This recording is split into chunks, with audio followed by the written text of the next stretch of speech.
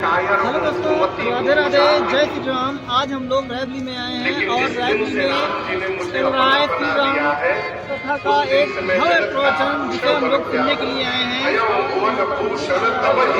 कथा कर रहे हैं, उनका नाम पूज्य राजन जी महाराज है और आज हम लोग कथा सुनने के लिए आए हैं। तो आज हम लोग समाज के बीच में जो भागवत कथा हो रही है उसको सुनने के लिए हम लोग यहाँ पर पधारे हैं। तो भागवत कथा गेट बना हुआ है,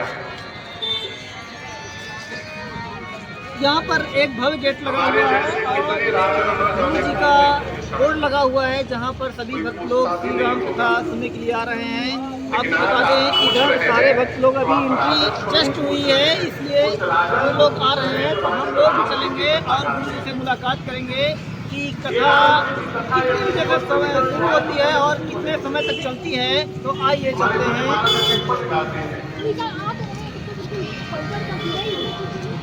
मुझे कौन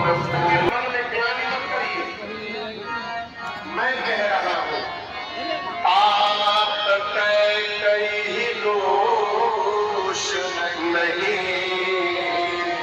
गई गिरा। हे भरत जी, आपकी माँ कैकेयी का कोई अपराध नहीं है, कैकेयी जी का कोई दोष नहीं है। वो तो सरस्वती जाकर मही पलट गई मंत्रा की और सब कुछ घटना घट गई। हम एक बात बोले आपसे भरत जी, आप राजा बन जाते ना अच्छा करते। कहाँ के राजा, कहाँ के राजा, जोर से बोलिए, अयोध्या के राजा। आप यदि राजा बन जाते भरत जी तो अच्छा करते, कोई बुरा नहीं बोलता आपको। लेकिन आप राजा नहीं बने ना तो अच्छा नहीं किए। आपने बहुत अच्छा किया भरत जी, ये आपके लिए यही उचित है। देखिए यहाँ पर बहुत सारे मंत्री आ रहे हैं, विधायक आ रहे हैं, सांसद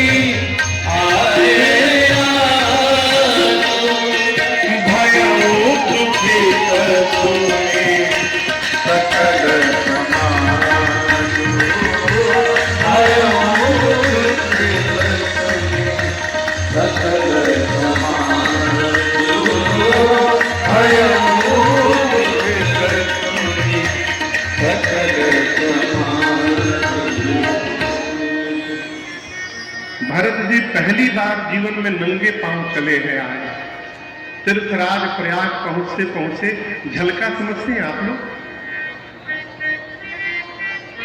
पांव में छाले निकल गए, दोनों पांव भरत जी के छालों से भरे गए हैं। कौशल्या मैया को जब पता चला कि भरत जी पैदल आए हैं, मां दौड़ कर गई भरत जी के पास। पांव देखा मां ने, हाथ में पांव लेकर और अपनी आंचल से सहलाने लगी मैया। मां बोली, भरत बहुत पीड़ा हो रही है ना। भरत ने मुस्कुराए,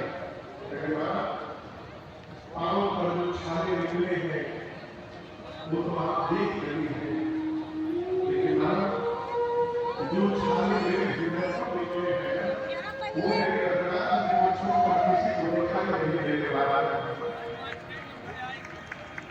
यहाँ के छाले कितने बड़े दुनिया है और एक बात बताओ, इस छाले की जो पीड़ा है उस पीड़ा के आगे इस पांव के छाले का कोई मूल्य नहीं है। उसी स्थिति में भरत जी खबर लिए, जाकर सबका हाल चाल लिए। पता चला सब लोग वाहन पर आए थे तो 2-3 घंटा पहले ही पहुंच गए थे भरत जी, और सब लोग आकर त्रिवेणी जी में स्नान कर चुके थे। खबर लीन क्या सब लोग नहाए। गुरुदेव ने कहा भरत जी सब लोग स्नान कर लिए हैं, अब चलिए आप भी स्नान करिए त्रिवेणी जी में। गुरु जी पकड़ के भरत जी को ले गए त्रिवेणी संगम पर स्नान कराने के लिए प्रयाग में।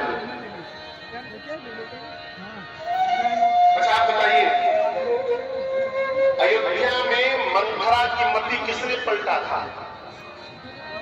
जोर से बोलिए। सरस्वती जी ने। गुरु जी ने कहा भरत जी जाइए स्नान करिए। भरत जी किनारे खड़े हैं, जा नहीं रहे भीतर पानी में। गुरु जी ने कई बार कहा भरत जी भीतर जाइए, भरत जी जा नहीं रहे। गुरुदेव ने पूछा जा क्यों नहीं रहे हो? भरत जी बोले गुरुदेव त्रिवेणी है, यहाँ गंगा और यमुना के बीच में सरस्वती भी बैठी है। ये वही सरस्वती है जो आई मंथरा की मति पलट दी, मंथरा रात हुई उसकी बन गई। मुझे भय लगा है गुरुदेव, कहीं तो बेटा हुआ और सरस्वती ने मेरी मति को भी पलट लिया, तो मैं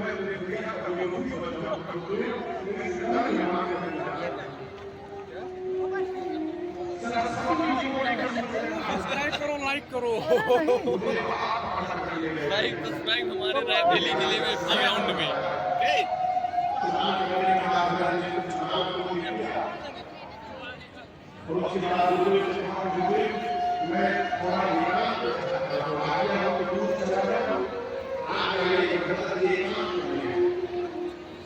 तीर्थराज प्रयाग है त्रिवेणी जी और भरत जी। भरत जी ने कहा हे तीर्थराज प्रयाग, मैं आपको अपना परिचय बताना चाहता हूं। तीर्थराज प्रयाग ने कहा बताइए। भरत जी बोले मैं जिस घर से आया हूं, मेरे घर में मांगने का नियम नहीं है, मेरे घर में देने का नियम है। हमारे यहाँ दिया जाता है, मांगा नहीं जाता है। मैं क्षत्रिय हूं, मांगना क्षत्रिय का धर्म नहीं है, क्षत्रिय का धर्म देना है। लेकिन हे तीर्थराज प्रयाग, जीवन में जब विपत्ति आ जाती है ना, तो मनुष्य कोई भी कुकर्म करने को तैयार हो जाता है।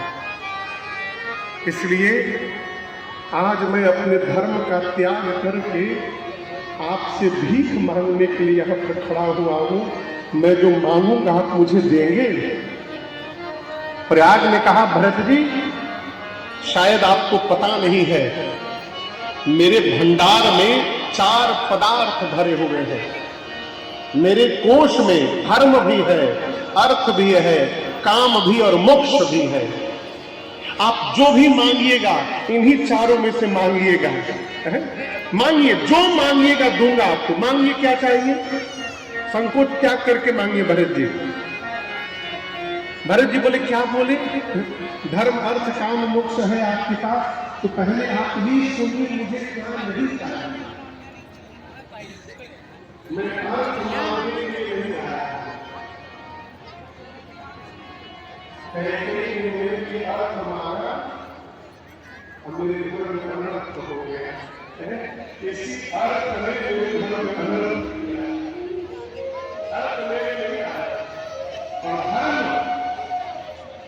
धर्म बचाते बचाते पिताजी जे लोग चले गए, बड़े धीरे मेरे घर में आकर के बैठे। मेरे जीवन का एकमात्र धर्म है क्या? अंतिम श्वास तक अपने भैया की आज्ञा का पालन करते रहना है।